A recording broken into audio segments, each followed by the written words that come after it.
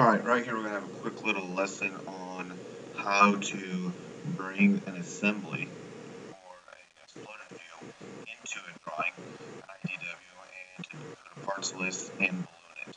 So the first thing is I've already got into a size A sheet of paper and I've gotten rid of the previous title block. What I'm going to do is go to base and I'm simply going to, if this was the last one I was doing, then it would automatically put it in there. I'm going to click right here to make sure it is in the view I want it. I wouldn't want it necessarily like this. I'm going to pick a view that gives me a pretty good description of all the parts. I like that, so I'm going to go ahead and select it right at the top here. Let's say Finish Custom View. And down here it's going to give me some choices. I'm going to make it a little bit smaller because I've just done it a few times. A lot of times if you click on the shaded, it will give you a little more detail. So as you can already see, it's already created that for me. I'm going to take this and bring it over here, and there's my parts there for me. And I'm sure that it did shade. I'm going to go ahead and right hand click here again and hit edit view.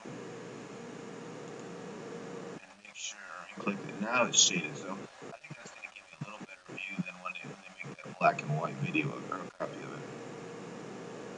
Okay, up here I'm going to go to annotate now. And up here above is the right about here a parts list. I'm going to go ahead and click on that. And over here then it gives me this parts list. I'm going to say OK. And it says you want. And I'm going to start here by simply putting it. Understand that this is. I went ahead and put it in. Now that I've got this inserted, I'm going to go ahead and put my cursor on it. And you can see over there too it says edit parts list, not the style, but right here it says edit parts list. It'll take a few seconds for it to do it. And again, what you'll see here then is this very first column. At some point here you go. Column chooser. And for your different groups, right over here is things that I can choose from. Over here are things that I can get rid of. We don't really need the part number. We can get rid of that. And the description, I'm going to get that out of there. Things that I know that different groups are going to need is the math. I'm probably going to need the material.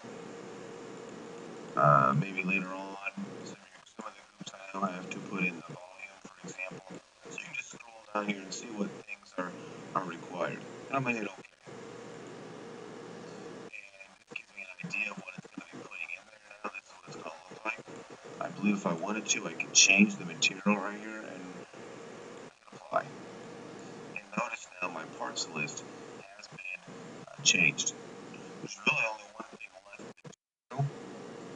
To put in the bubbles right about here. And it'll say, and what I do is, as I go here to an remember, I'm going to pull this down a little bit, that we don't have to double click, I believe, that I'm not going to bring these out, I'm going to try to bring these out angle, don't want to bring them out perfectly horizontal, perfectly vertical. Typically, if you can, I would want to bring it out to here so that they all lined up, but I'm going to bring it here because my parts list is in the way, which is okay right now. And now I have created an exploded view. I've got a parts list, and I also now have ballooned it, which means this is part one of them. You notice it tells me how many there are of them. It tells me the mass, the material, which I could have changed. It didn't take time to do before I put it in, and the volume that it calculates. Well, hey, I hope that's been beneficial. I'll see you on the flip side.